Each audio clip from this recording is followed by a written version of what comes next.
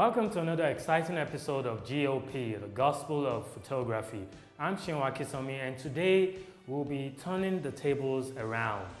Instead of addressing some of your questions, I actually will be asking a lot of us out there one interesting question that has been weighing on my heart recently.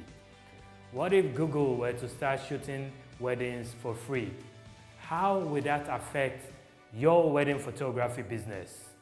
In this day and age, we're getting so much tons of stuff for free that to a large extent it has actually affected the average professional photographer in business.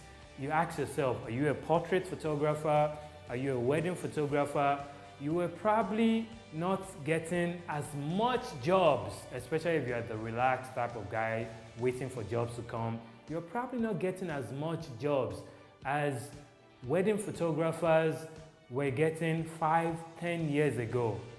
And one of the reasons is the fact that there's a proliferation of photography gadgets, especially with the advent of smartphones. I mean, you have camera phones that could take pictures that are so beautiful, they're almost unbelievable that it came out of those camera phones. You have 8, 10, 15-year-old kids that are taking pictures that you are probably doubting that they took in the first place. In fact, you're actually competing with my 8-year-old daughter who started learning photography last year.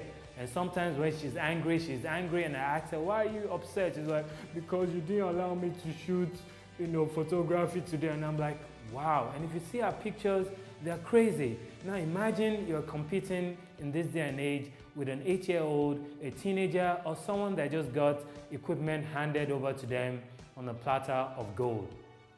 What if Google now comes into the picture and messes up the whole, game plan and starts shooting weddings for free? Imagine that you are even a makeup artist. What if Google goes further into the makeup artistry business and start doing makeup for people for free? The question you should be asking, how are you evolving as the industry is evolving? There are so many people in the industry that I personally know they've actually phased out when digital photography came in. So many people that were using film technology in those days that they complained that, oh, digital spoiled my business. But the truth of the fact is, they did not evolve with change. It's been said that the only constant thing is actually change. If you are not ready to change, then get ready to die. How will you handle that when Google comes into the picture? Some of us watching me have probably never even thought of that before. Some of us have also maybe encountered clients that challenged with all aggressiveness the fee that you are charging them. I mean, how can you be charging me $2,000? It's just a small wedding. I hate it when they say that. It's just a small wedding, just 5, 10 people. As if that would change the fact that I'm using 10 to 15 hours just shooting that day. It won't change it. But the point is, they are not being as generous maybe as previous years, because some of them will even go the extent and say, look, I even have a camera. What if I give you my camera and you just shoot and give me back the camera? Truth is, the game is changing.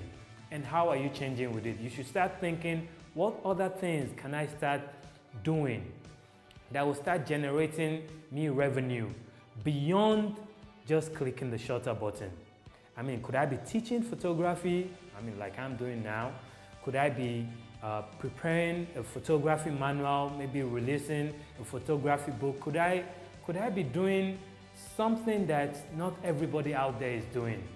The average Nigerian photographer is probably into events. If you're not shooting events, you're probably doing portraits. In fact, when you tell someone you're a photographer, the first thing they say is, where's your studio? Who says you have to have a studio to be a photographer? I mean, can't I just come into your house? Can't I reinvent the whole protocol of what photography ought to be? Can't I do it and at the same time still make serious money? For me, this is one of the avenues I'm doing.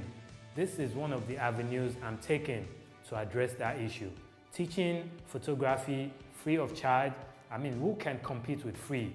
Of course, there are other businesses that will come right from doing this, but at the end of the day, I want each and every one of you to start thinking along those lines. What if Google were to start doing this for free, how will it affect my business model? Trust me, it will definitely affect it. So that's that for today's episode of GOP, Gospel of Photography. Please, if you like this video, just click the like button, subscribe to this channel. It's actually for your benefit. Well, it's for my benefit too, but really, this is all about you for today. Subscribe to this channel, share it on your platform, because there are so many creative artists, not just photographers, that need to hear this particular message.